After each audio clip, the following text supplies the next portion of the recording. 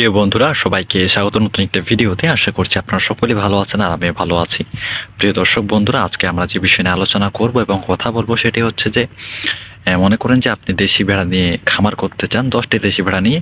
এক্ষেত্রে আপনার কী পরিমাণ খাদ্য বা কীভাবে পালন করবেন, আজকে আমরা এই বিষয় নিয়ে কথা বলবো এবং আলোচনা করব।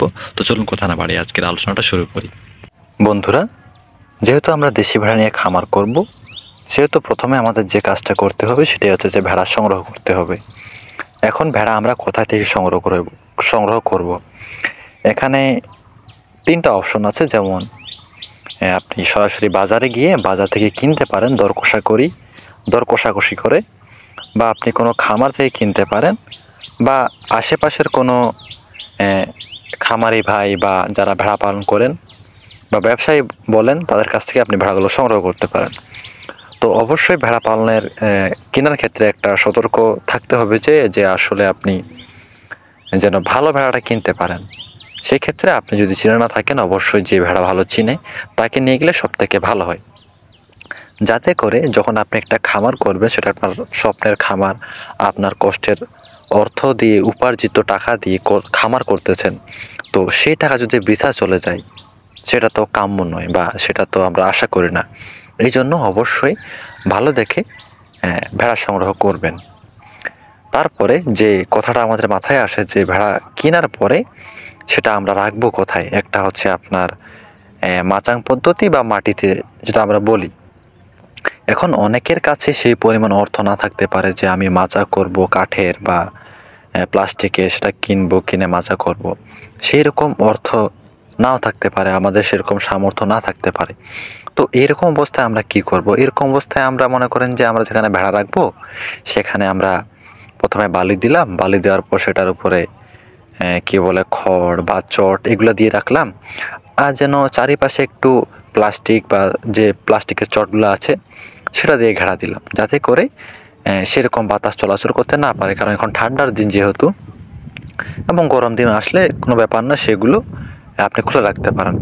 আমরা যে মাচাঙের কথা বললাম, মাচাঙে এই জন্যই রাখবেন যে কারণ এখানে অনেকগুলো কথা আছে। যেমন অনেক সময় মাটি ভিজা বা স্যাঁতসেঁতে থাকে, যেটা সরাসরি ভেড়ার গায়ে চলে যায় যে ঠান্ডাগুলো, এবং সেখান থেকে সর্দি নানা রকম সমস্যা হয়।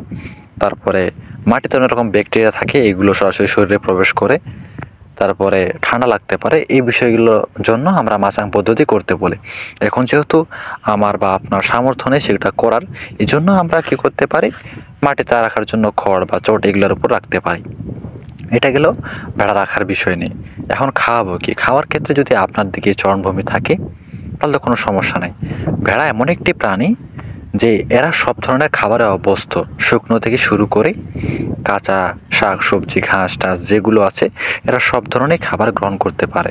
এই জন্য এদের পালন এতটা আরামদায়ক, কারণ আপনাকে খাবারের জন্য চিন্তা করতে হবে না যদি আপনার চরণভূমি থাকে।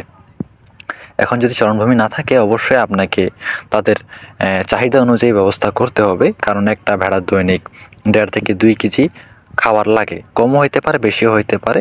তো এই জন্য আপনাকে ঘাস কিনে আনতে হবে তাদের জন্য। আর একটা কথা, সবসময় যেহেতু ঠান্ডার দিন, চেষ্টা করবেন যে বিশুদ্ধ পানি সরবরাহ করার জন্য। আর বেশি ঠান্ডা পানি খাওয়াবেন না, এতে করে সমস্যা হতে পারে। চেষ্টা করবেন যে কুসুম গরম পানি, যেমন ভাতের মাড় আছে, এগুলো দিতে পারেন। এগুলো ভেড়া খায়, কোনো সমস্যা নেই।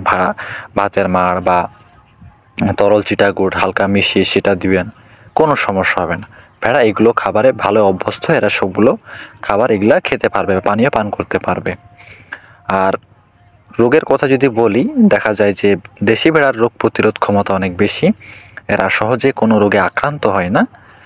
আর কি বলে, এদের মোটামুটি পালন করা একটু ভালোই লাভজনক। এরা কি আপনার খামারকে বৃদ্ধি করতে অনেক সাহায্য করবে, কারণ দেশি ভেড়া বছরে আপনার 4টি বা নাহলে 3টে করে বাচ্চা দিবে, এটা পার্মানেন্ট।